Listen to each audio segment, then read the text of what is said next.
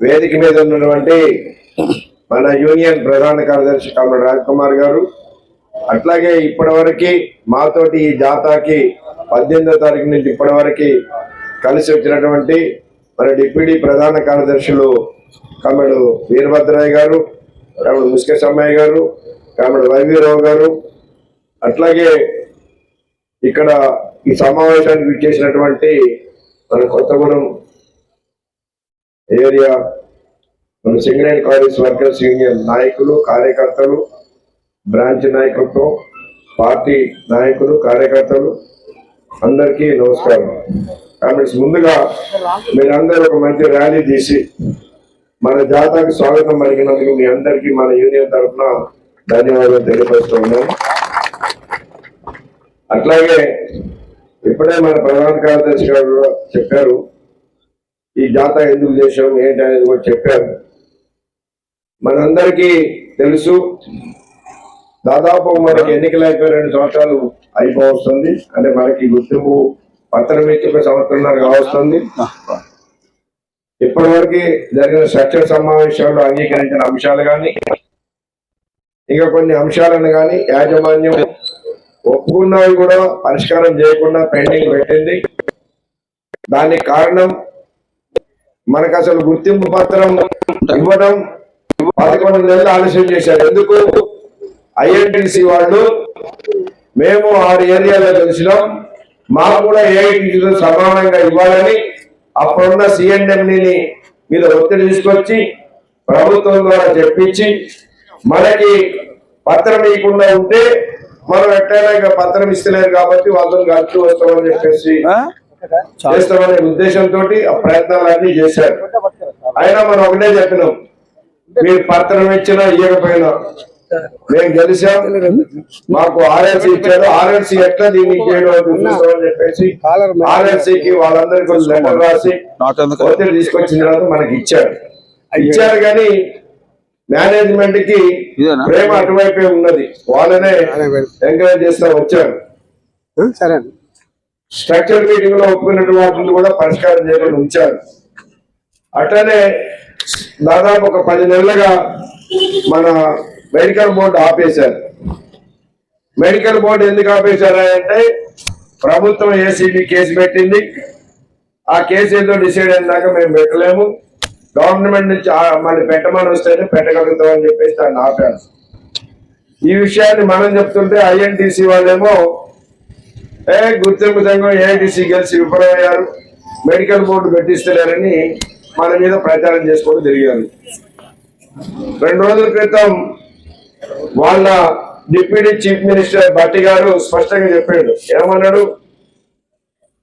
గతంలో 14 సంవత్సరాల కాలంలో 3,500 మంది మెడికల్ ఇన్వాలిడేషన్ అయి ఉద్యోగాలు తీసుకుంటే ఈ ఒక్క 5-6 సంవత్సరాల కాలంలోనే 13,000 మంది మెడికల్ ఇన్వాలిడేషన్ అయి ఉద్యోగాలు తీసుకున్నారు. ఇది చాలా అనూహ్యంగా ఈ నెంబర్ పెరిగిపోయింది. దీని మీద కార్మికులు, కార్మిక సంఘాలు కూడా ఆందోళన చెందుతున్నాయి. అందుకే మేము ఏసీబీ కేసు విచారణకు పెట్టాము అని అన్నాడు. అంటే ఇప్పుడు ఈ 13,000 మంది ఎట్లయిందని నువ్వు విచారణ పెట్టినావా అని ఇప్పుడు కార్మికులందరిలో కూడా వచ్చింది. నువ్వు ఇచ్చింది కాదు, నీ ప్రభుత్వం ఇచ్చింది కాదు. మరి మేము మెడికల్ ఇన్వాలిడేషన్ అయ్యి ఉద్యోగాలు తెచ్చుకుంటే ఇప్పుడు నువ్వు ఇదంతా మెడికల్ ఇన్వాలిడేషన్ ఎట్లా అయింది అని ఏసీబీ కేసు పెట్టి ఎంక్వైరీ చేపిస్తాం అన్నమాట. ఇప్పుడు కార్మికులకి అందరికి అర్థమై తిరుగుబాటు చేసే వరకు నిన్నటి నుంచి మళ్ళీ ఐఎన్టీసీ వాళ్ళు మేము కూడా మద్దతు ఇస్తామంటున్నాం ఈ యొక్క పోరుకి. మరి మొన్నటి దాకా ఏమన్నారు, మన పోరు యాత్ర మొదలైతే ఏఐటీసీ వాళ్ళు వాళ్ళ ఉనికిని కాపాడుకోవడానికి ఈ యాత్ర చేస్తున్నారు అన్నారు. మరి ఇప్పుడు ఆ యాత్రకు మద్దతు ఇస్తామని నిన్నటి నుంచి ప్రకటిస్తున్నారు. ఎందుకు? బట్టి చెప్పిన తర్వాత అర్థమైంది వాళ్ళకు, తెలుసు వాళ్ళకు కూడా అంతకు ముందు, వాళ్ళ లీడర్లకు తెలుసు, కార్యకర్తలు తెలియకపోవచ్చు. ప్రభుత్వము ఏదైతే ఈ డిపెండెంట్ ఎంప్లాయ్మెంట్ తీసేయాలని ఒక కుట్రతోటి ఏసీబీ కేసు పెట్టారు. మనమే చెప్తున్నాం మొదటి నుంచి, నువ్వు ఏసీబీ కేసు పెట్టుకో, ఏ కేసు అన్న పెట్టుకో. దానిలో ఎవరున్నారో, సీఎంఓ ఉన్నారా, డాక్టర్లు ఉన్నారా, ఆఫీసర్లు ఉన్నారా, యూనియన్ లీడర్లు ఉన్నారా, బ్రోకర్లు ఉన్నారా, ఎవరుంటే వాళ్ళ మీద చర్య తీసుకో. కానీ మెడికల్ బోర్డు మాత్రం ఆపడానికి వీల్లేదన్నాం. ఎందుకంటే మనకు తెలిసి ఎప్పుడైనా ఇంట్లో ఎన్నికలు ఎవరు ఏం చేస్తారు, ఎవరైనా ఎన్నికలకు మందు పెడతారు, ఇల్లు తగలబెట్టుకోరు కదా. ఇప్పుడు మెడికల్ బోర్డులో అవకాశాలు జరుగుతున్నాయి కాబట్టి మెడికల్ బోర్డే రద్దు చేస్తామంటే ఇది కుట్ర కాదా ఈ ప్రభుత్వం చేస్తున్నటువంటి. మరి మెడికల్ బోర్డు ఆపేసిన తర్వాత పోయిన సంవత్సరం 9వ నెలలో మన లాభాల వాటా కంటే ముందే నేను, మన ప్రధాన కార్యదర్శి రాజ్ కుమార్ గారు, మన యూనియన్ గౌరవ అధ్యక్షుడు మన ఎమ్మెల్యే గారు సాంబశివరావు గారిని తీసుకొని ముఖ్యమంత్రి దగ్గరికి పోయారు. ముఖ్యమంత్రి ఇంటి దగ్గరే కలిసినాం, లాభాల వాటా గురించి మాట్లాడిన తర్వాత ఈ ఏదైతే మెడికల్ బోర్డు ఆపేశారో దాని గురించి కూడా అడిగినాం. అడిగితే ఆయన డైరెక్టర్ ఆపుతారు, అది బరాబర్ నడిపిస్తాం చెప్తామని అన్నాడు. కాబట్టి ఆయన ఏం చెప్పిండు, వీళ్ళు ఏమి చేసిండో కానీ ఇప్పటివరకు పెట్టాల. మొన్న మున్సిపాలిటీ ఎలక్షన్ జరిగినాయి, భూపాలపల్లికి వచ్చింది ఆయన. మన రాజ్ కుమార్ గారు కూడా భూపాలపల్లి కదా, ఆయన ఏం చేసిండు అక్కడ ముఖ్యమంత్రిని కలిసి మెమోరాండం ఇచ్చింది. సార్ మేము మీ ఇంటికి వచ్చి కలిసినప్పుడు సాంబశివరావు గారు మేము కలిస్తే మీరు మెడికల్ బోర్డు పెడతామన్నారు, మరి ఇంతవరకు జరుపుతలేదు ఈ కంపెనీ అని అంటే, ఆయన మీటింగ్ లో మాట్లాడేటప్పుడు ఏం చెప్పిందంటే, ఎవరైనా మెడికల్ బోర్డు ఆగిపోయిందని చెప్పింది, అది లాగులో తొందరగా కొడతా, ఎట్లా చేసిన బోర్డు బరాబర్ జరుగుతుంది, ఏమో జరగప్రసాద్ మనం ఆపుతాం అట్లా కార్మికులకి అని అంటున్నట్ట. మరి ఆయన పబ్లిక్ మీటింగ్ లో చెప్పిండు, ఇప్పుడు 2 నెలలు అయిపోయింది, ఇప్పుడు మరి కంపెనీకి ఆదేశాలు ఇస్తలేడు అంటే ఏంటి దీనిది, చెప్పేది ఒకటి చేసేది ఒకటి చేస్తున్నారు. కాబట్టి మెడికల్ బోర్డు తక్షణమే జరపాలని మనము ఈ యొక్క ప్రచార జాతరలో ప్రధానంగా డిమాండ్ పెట్టుకున్నాం. దాంతో పాటు మారు పేర్ల సమస్య కేసీఆర్ గారు అధికారంలో ఉన్నప్పుడు అసెంబ్లీలో చెప్పిండు, ఈ మారు పేర్లందరినీ సొంత పేర్ల మీద రెగ్యులరైజ్ చేస్తారని చెప్పిండు, చేయాలి ఆయన. ఈయన చెప్పిండు రేవంత్ రెడ్డి గారి ఎలక్షన్ అప్పుడు, ఈయన చేయటం లేదు. కాబట్టి వాళ్ళ సమస్య పరిష్కారం కావాలి, డిస్మిస్ అయిన కార్మికులందరికీ ఒక అవకాశం ఇవ్వాలి. వాటితో పాటు మనకి స్ట్రక్చర్ మీటింగ్ మొదటి మీటింగ్ లోనే మన సాంబశివరావు గారు అడిగాడు. స్ట్రక్చర్ మీటింగ్ లో చెప్పిండు స్పష్టంగా, ఇప్పుడు మీరు కొత్తగా కాదు, ఇది సొంత ఇంటి పథకం అనేది నరసింహరావు గారు సిఎండి ఉన్నప్పుడే మా గుర్తింపు సంఘంగా మేము ఉండి మాకు సొంత ఇంటి పథకం అమలు చేయాలని చెప్పేసి అడిగితే నరసింహరావు గారు ఏమన్నాడంటే, అప్పుడు 67,000 మంది ఉన్నారు సింగరేణి కార్మికులు మొత్తం. ఇప్పుడు 67,000 మందికి నేను ఒక్కసారి చేయగలుగుతున్నా, ఫేస్డ్ మేనర్ లో చేస్తా అన్నాడు. మంచిది అన్నాం. ఫస్ట్ భూపాలపల్లి ఇస్తా, తర్వాత సత్తుపల్లి ఇస్తా, తర్వాత శ్రీరాంపురం ఇస్తా, తర్వాత గోదావరి కానీ ఇస్తా, ఇట్లా చెప్పిండు. క్వార్టర్లు ఎక్కడ తక్కువ ఉన్నాయి అక్కడ ముందు ఇచ్చుకుంటూ వస్తా అన్నాడు. మంచిది, ఒక 5-6 సంవత్సరాల్లో అందరికి అయింది కదా అని ఒప్పుకున్నాం. భూపాలపల్లిలో భూమి కొన్నాడు, భూపాలపల్లిలో ఎవరి నుండి తెలుస్తుంది. భూపాలపల్లిలో భూమి కొని 1200 ప్లాట్లు చేసి రోడ్లు వేసి నోటీస్ బోర్డు వేసిండు పెట్టుకోండి అని. మనోళ్ళు అందరూ భూపాలపల్లి ఉన్నప్పుడు అది జంగల్లో ఉన్నది, అక్కడ అది జంగల్లో ఇల్లు ఓడి కడతారని తీసుకోవాలి. అప్పుడు భూపాలపల్లి చిన్న ఊరు, ఇప్పుడు జిల్లా కేంద్రం అయింది. ఇప్పుడు అక్కడ మెడికల్ కాలేజీ వచ్చింది, అక్కడ ప్లాట్ కొనాలంటే 10 లక్షలు తక్కువ లేదు. శ్రీలంకలో చేసిండు, నస్పూర్ కాలనీ వెనక ఫ్లడ్ కాలనీ అని ఉంటుంది, అక్కడ మొత్తం పెద్ద వరి ఉంటే దాని అంతా డోజర్స్ తోటి సాఫ్ చేయించి ప్లాట్లు పెట్టి కార్మికులు తీసుకోమంటే మనోళ్ళు అన్నారు శ్రీరామపురం వాళ్ళు, ఏం బలై తెచ్చిందా ఏంటి వాళ్ళు వరిలో ఇల్లు కట్టుకోమంటారు, వర్షాలంతా కొట్టకనే పోతాయి అన్నారు. మనం తీసుకోకపోతే ఆ శ్రీరాంపురం ఓసి తాళపల్లి వాళ్ళకి భూములు పోతే వాళ్ళకి ఇచ్చేసిండు ఆ ప్లాట్. ఇప్పుడు అక్కడ దాని ఎదురుగా కలెక్టర్ ఆఫీస్ వచ్చింది. ఇప్పుడు 25 లక్షలు పెట్టినా ప్లాట్ దొరకటం లేదు. అందులో సీనం ఆ తాళపల్లి వాళ్ళు అమ్ముకుంటున్నారు 25 లక్షలకు ఒక ప్లాట్. ఆనాడు మనం తీసుకొని ఉంటే ఇవాళ మన కార్మికులకు చాలా మందికి సొంత జాగా ఉండేది, ఇల్లు కట్టుకుని. మనం అడిగింది ఏంటి, డబ్బులేని ఇవ్వమంటలేదు, మన బ్యాంకు ద్వారా లోన్ ఇప్పియండి, వడ్డీ కంపెనీ కడుతుంది కాబట్టి మనం అసలు కడతాం, స్థలం ఒక 200 గజాల స్థలం ఇస్తే మనం ఇల్లు కట్టుకుంటాం, ఇదే కదా. ఒప్పుకున్నారు. ఫస్ట్ మీటింగ్ లోనే చైర్మన్ ఒప్పుకున్నాడు. ఒప్పుకొని కమిటీ వేసిండు, estate GM, civil GM, personal GM, 4-5 తోటి కమిటీ వేసిండు. ఈ 4-5 3 సార్లు మీటింగ్లు పెట్టుకున్నారు, ఇంతవరకు తేల్చలేదు. మనం చెప్తున్నది కొన్ని ఏరియాల్లో స్థలం ఉన్నది, సింగరేణి స్థలం, అక్కడ ఇవ్వండి, స్థలం లేని కాడ కొంత కొనండి. సరే దూరమైన ఊళ్ళో కొనడం చాలా కష్టమే, చాలా ఖరీదు ఉంటుంది, ఊరు పక్కనే కావాలంటే. కొద్ది దూరంలోనైనా కొని ప్లాట్లు ఇస్తే మనం ఇల్లు కట్టుకుంటే అది పెద్ద కాలనీ అవుతుంది, సింగరేణి కాలనీ, దానికి డిమాండ్ వస్తుంది రేపు. కాబట్టి సొంత ఇంటి పథకం ఖచ్చితంగా అమలు చేయాలి అని చెప్పేసి దాన్ని పెట్టుకున్నాం. ఇన్కమ్ ట్యాక్స్ది, ఇన్కమ్ ట్యాక్స్ దాదాపు 9-10 సంవత్సరాల నుంచి కోల్ ఇండియా కార్మికులందరికీ అలవెన్సుల మీద కంపెనీయే ఇన్కమ్ ట్యాక్స్ కట్టిస్తాం. సింగరేణి ఆఫీసర్లకు కూడా 9 సంవత్సరాల నుంచి ట్యాక్స్ మీద అలవెన్సుల మీద ఇన్కమ్ ట్యాక్స్ కంపెనీ కట్టిస్తాం. సింగరేణి కార్మికులకు ఎందుకు ఇయ్యారంటే ఫస్ట్ స్ట్రక్చర్ మీటింగ్ లోనే ఒప్పుకొని నోట్ పెట్టిండు పర్సనల్ డిపార్ట్మెంట్ వాళ్ళు. ఏమని? సింగరేణి అధికారులకు ఎట్లయితే ట్యాక్స్ మీద ఇన్కమ్ ట్యాక్స్ కట్టిస్తాను అదే పద్ధతిలో కార్మికులకు కూడా కట్టి ఇవ్వడానికి స్ట్రక్చర్ మీటింగ్ లో అంగీకరించామని చెప్పేసి దాన్ని నోట్ పెట్టి డైరెక్టర్స్ కి పంపించారు. డైరెక్టర్స్ కూడా సంతకాలు పెట్టి సిఎండికి పంపించారు. పోయిన సంవత్సరం పంపించిన తర్వాత ఈయన ఐఎన్టీసీ నాయకుడు జనక ప్రసాద్ గారు పోయి, సార్ మంత్రి గారితో ప్రకటన చేపిస్తాం, మీరు ఇప్పుడు దాన్ని ఇచ్చేయకండి అని ఆపించాడు. మరి ఇప్పుడు దగ్గర ఆపించి సంవత్సరం అయింది, మరి మంత్రి గారితో ప్రకటన చేపియాడు, ఇటు కంపెనీని ఇవ్వలేదు. దానివల్ల ఇవాళ ఇన్కమ్ ట్యాక్స్ సమస్య పరిష్కారం కావడం లేదు. కాబట్టి అది కూడా చేయాలని, దాంతో పాటు కొత్త మైన్స్ రావాలి మనకి, మైనింగ్ స్టాఫ్ వాళ్ళ సమస్య, ట్రేడ్స్ మ్యాన్ల సమస్యలు ఉన్నాయి, జేఎంఈటీల సమస్య ఉన్నది, వాళ్ళ ప్రమోషన్ ఉన్నది, ఇవన్నీ క్లర్కల్ రిక్రూట్మెంట్ ఉన్నది. క్లర్కల్ రిక్రూట్మెంట్ మీకు తెలుసు, టీబీజీకేస్ గుర్తింపు సంఘం ఉన్నప్పుడు 2 సార్లు క్లర్కల్ తీసుకున్నారు. ఎక్కడి నుంచి తీసుకున్నారు? బయట వాళ్ళని తీసుకున్నారు. అప్పుడే చెప్పినాం మనం, అరే సింగరేణిలో డిగ్రీలు, పీజీలు, ఇంజనీరింగ్ చేసిన వాళ్ళు కొన్ని 100,000 మంది ఉంటే మీరు బయట నుంచి ఎందుకు తీసుకుంటున్నారా అంటే 2 సార్లు బయట నుంచి తీసుకున్నారు. ఎందుకు? ఒక్కొక్క దగ్గర 15 లక్షలు 20 లక్షలు వసూలు చేశాం. హైదరాబాద్ లో హోటల్లో పేపర్ లీక్ చేసి అక్కడి నుంచి చేశారు. దాని మీద మనం గొడవ చేస్తే విజిలెన్స్ చేసింది కంపెనీ. విజిలెన్స్ చేస్తే ఎవరి దగ్గరికి పోయింది? ముఖ్యమంత్రి గారి బిడ్డ ఆ హోటల్లో దాన్ని చేపించింది అనేది బయటకు వచ్చింది. ఇంకా ఆమె పేరు రాగానే పక్కన పెట్టేసింది కంపెనీ. అప్పుడు మనం గెలిచిన తర్వాత మరి ఇప్పుడు కూడా చాలా వేకెన్సీస్ ఉన్నాయి, ఇవి ఇవ్వాలి అని అడిగితే ఒప్పుకున్నారు. నోటిఫికేషన్ ఇచ్చారు, 370 పోస్టులు తీసుకుంటామని ఇచ్చారు. ఇచ్చి 6,000 మంది అప్లికేషన్లు పెట్టారు. దీనికి 6,000 మందికి ఎగ్జామ్ పెట్టడం సింగరేణితో కాదు, మేము ఒక రిక్రూట్మెంట్ కంపెనీకి ఇస్తామన్నారు. వాళ్ళు ఆలోచన చేసేవారికి కొంతమంది యాక్టింగ్ కూడా కోర్టుకు పోయింది.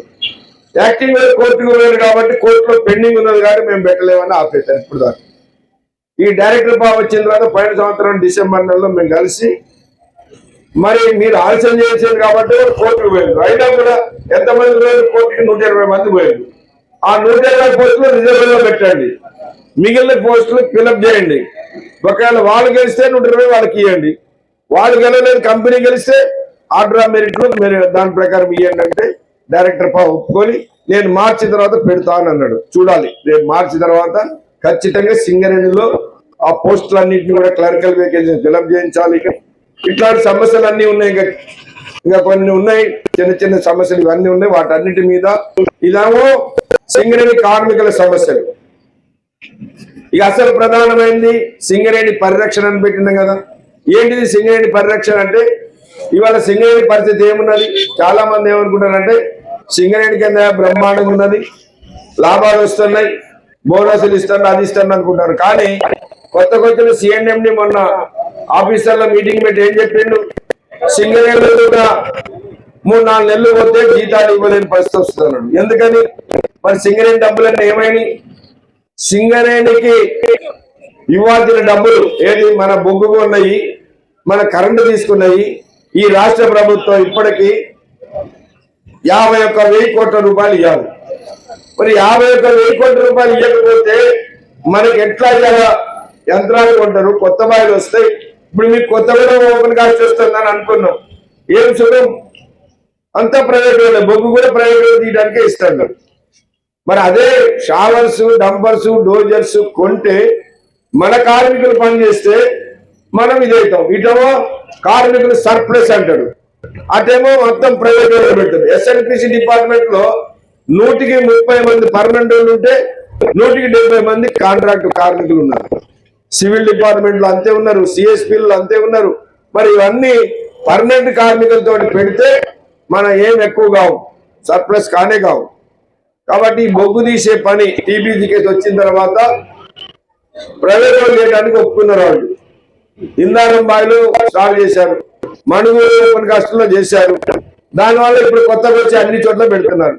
ఎట్లా పెడతారా? బొగ్గు తీసే పని కోర్ యాక్టివిటీ కదా, ప్రైవేట్ ఎట్లా చేస్తారంటే మేము 5-6 సంవత్సరాలనే పెట్టినాం, అప్పటి నుంచి చేస్తాను అంటున్నారు. టీబీజీ కేసు ఉన్నప్పుడు అది చేశారు, అది వాళ్ళు వ్యతిరేకించలేదు. కాబట్టి ఇప్పుడు మనకి ఇవాళ ప్రమాదం వచ్చింది. కాబట్టి వీటన్నిటి మీద సింగరేణికి రావాల్సిన డబ్బులు ఇస్తే మనం యంత్రాలు కొనుక్కోవచ్చు, కొత్త బాయిలు తీసుకోవచ్చు, ఇవన్నీ చేయొచ్చు. ఆ డబ్బులు ఇస్తలేరు.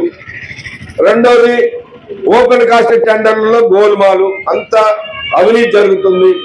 మొన్ననే మీరు చూశారు ఒరిస్సాలో నైనీ బ్లాక్ లో, ఆ నైనీ బ్లాక్ లో కొత్త టెండర్ పిలిస్తే ఒక మంత్రి ఒకరికి సపోర్ట్ చేసిండు, ఇంకో మంత్రి ఇంకోటి సపోర్ట్ చేసిండు.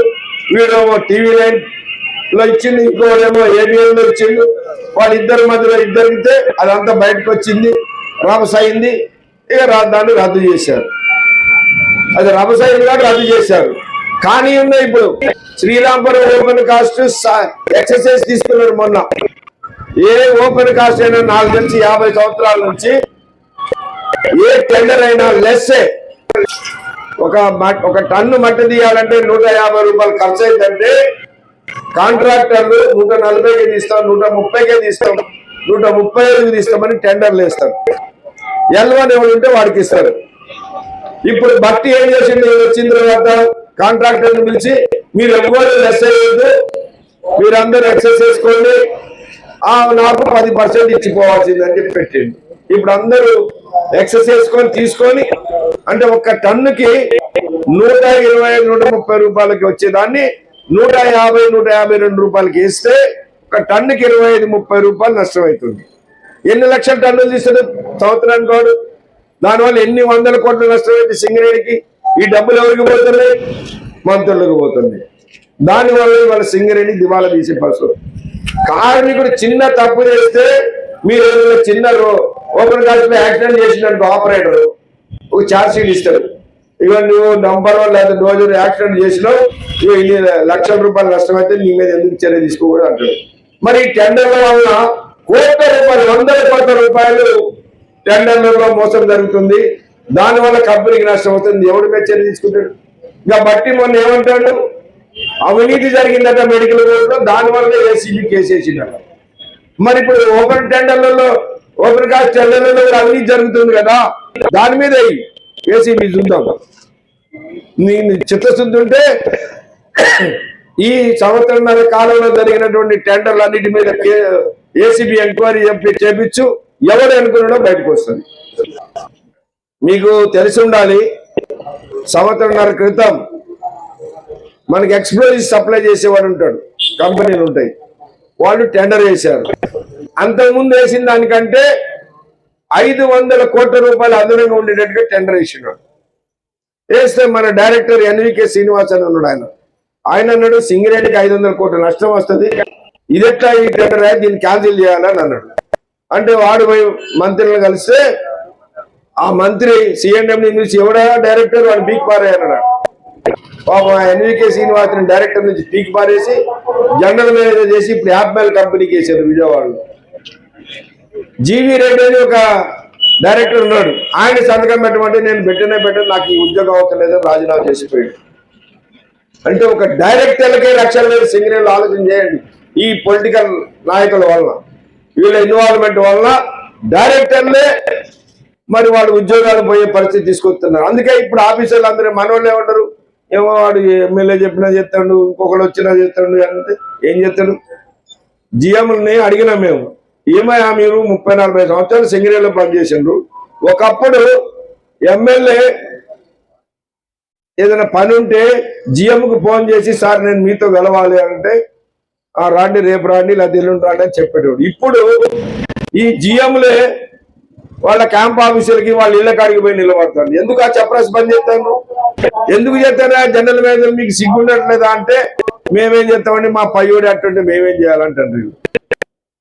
ఇక మేనేజర్లు కూడా అదే, మొత్తం రాజకీయ ఇన్వాల్వ్మెంట్ అయిపోతుంది. కాబట్టి ఇవాళ రాజకీయ జోక్యం వల్ల సింగరేణిలో కోట్లాది రూపాయల నష్టం సింగరేణికి వస్తుంది.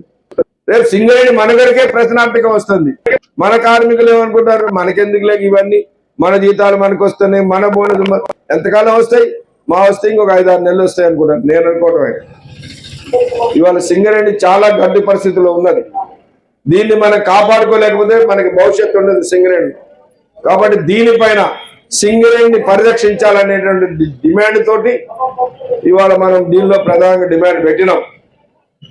ఆఫీసర్లు అందరూ అంటారు మంచి పని చేస్తారు మీరు, ఈ రాజకీయ జోక్యం అయిపోయి ఇట్లా ఈ కోట్ల రూపాయల కుంభకోణం జరిగితే రేపు సింగరేణి ఉండకపోతే మా గతి కూడా ఇట్లా అయింది అంటారు. కానీ బయటికి మాట్లాడలేని పరిస్థితి ఉంది వాళ్ళది కూడా. జూనియర్ ఆఫీసర్లు వీళ్ళందరూ, ఇంకా పైన వాళ్ళు సీనియర్లు ఏమనుకుంటారు అంటే 61 కదా ఇంకా పెరుగుతారు కదా 2 సంవత్సరాలు ఉంటారు, అట్లా వాళ్ళది ఉన్నది. సరే ఏదున్నా ఇవాళ ఈ సింగరేణిని కాపాడుకోవడానికి మనందరం, మన యూనియన్ ఏదైతే నిర్ణయం తీసుకుందో ఇవాళ మంచిగా కార్మికులలో మేము ఏ ఏరియాలకు పోయినా ఇవాళ బాయిల మీద కార్మికులలో మంచి స్పందన వస్తుంది. ఈ విషయాలు చెప్తుంటే ఒక వర్క్ షాప్ లో గోదావరికరంలో మన వీరవాది వాళ్ళు చెప్తుంటే, అరే అన్న మాకు తెలియదు ఇంతకాలం ఇవన్నీ, ఏదో వాళ్ళు ఈ సంఘం ఆ సంఘం అంటే మేము అనుకున్నాం, కానీ ఇంత రాజకీయ జోక్యం ఇంత చేస్తారా, వీళ్ళు ఇంత ఘోరం ఉన్నదా, ఇంత ద్రోహం ఉందా అంటున్నారు. కాబట్టి ఇవాళ కార్మికులకు అందరికి అర్థమైంది, మన జాతరతోటి కార్మికులు అర్థం చేసుకున్నారు. కాబట్టి ఇక మన ఉనికి ఉండదురా అని ఇప్పుడు మనకు మద్దతు ఇవ్వడానికి 1-2 సంఘాలు నిన్న మన ఫస్ట్ విమర్శన చేసిన వాళ్ళు మేము మద్దతు ఇస్తామన్నారు. మంచిదే, మనం ఇప్పుడు వాళ్ళని విమర్శించద్దు, ఎందుకంటే మనము అందరూ కలిసి కొట్టాల్సిందే. మేము ముందే చెప్పిన ఈ జాతర బయలుదేరేటప్పుడే మేము కార్మికులు చైతన్యపరచడానికే అన్ని బాయిలు అన్ని డిపార్ట్మెంట్లకు పోయి చెప్తున్నాం కార్మికులకి. రేపు 30 తారీఖు నాడు పెద్ద ధర్నా చేస్తాం. ఈ ప్రభుత్వం దిగొస్తే మంచిదే, యాజమాన్యం దిగొచ్చి మాట్లాడితే మంచిదే, పరిష్కారం చేస్తే. లేకపోతే మాత్రం ఖచ్చితంగా సమ్మె చేద్దాం. సింగరేణిని కాపాడుకోవడానికి అన్ని కార్మిక సంఘాలను కూడా కలిసి మాట్లాడతామని చెప్పినాం. ఇప్పుడు మనం రేపు అవసరమైతే అన్ని కార్మిక సంఘాలను కలుపుకొనైనా సమ్మె చేయాల్సింది. కాబట్టి దీనికి మీరు కూడా అన్ని చోట్ల అన్ని ఏరియాలలో ఇతర కార్మిక సంఘాలతో కూడా చర్చించండి. ఈ 30వ తారీఖు తర్వాత సమ్మె నోటీస్ ఇవ్వబోతాం. ఆ సమ్మె నోటీసులో అందరం కలిసి చేద్దాం. మొత్తం మీద మన కార్మికుల మరి ఇవాళ ఈ హక్కుల సాధనతో పాటు సింగరేణిని రక్షించుకోవడానికి జరిగేటటువంటి ఈ ప్రచార జాతాన్ని జయప్రదం చేసిన మీ అందరికీ ధన్యవాదాలు. కాబట్టి సరే 30వ తారీఖు నాడు మాత్రం దయచేసి ఎవ్వరు కూడా డ్యూటీలకు పోవద్దు. 300 కిలోమీటర్ల దూరం నుంచి గోలేరు నుంచి వస్తున్నారు. ఎంత అవస్థ పడొస్తారో మీరు ఆలోచన చేసుకోండి. ఈ ఊర్లో ఉన్నోళ్ళు మీరు అందరినీ కార్మికులని, కార్యకర్తలే కాదు, కార్యకర్తలు ఎట్లా వస్తారు, మీరు అందరూ బరాబర్ వస్తారు. ఇవాళ పశ్చిమ చేసి ఇంతసేపు ఉన్నారంటేనే మాకు మీ పట్టుదల ఉన్నది, మీకు కాదంటలేదు. కానీ రేపు మాత్రం 30వ తారీఖు నాడు కార్మికులందరినీ కూడా బాయిలో 10% కంటే ఎక్కువ అటెండెన్స్ ఉండకూడదు. మొత్తం కార్మికులను తీసుకురండి. కె నారాయణ గారు మన పార్టీ సెంట్రల్ నాయకుడిని కూడా పిలిపిస్తున్నాం. ఎందుకంటే ఇది ఒక పెద్ద ఇష్యూ కావాలి, స్టేట్ ఇష్యూ కావాలి. రాష్ట్ర అసెంబ్లీలో చర్చ జరగాలి. వీళ్ళు చేస్తున్నటువంటి విషయాలపైన మొత్తం రాష్ట్రానికి తెలిసొచ్చే విధంగా చేయాలి. దానికి మారుపేర్లు ఒకటి మెడికల్ బోర్డు ఒకసారి గట్టిగా చెప్పండి సార్. ఇందాక చెప్పాను కదా.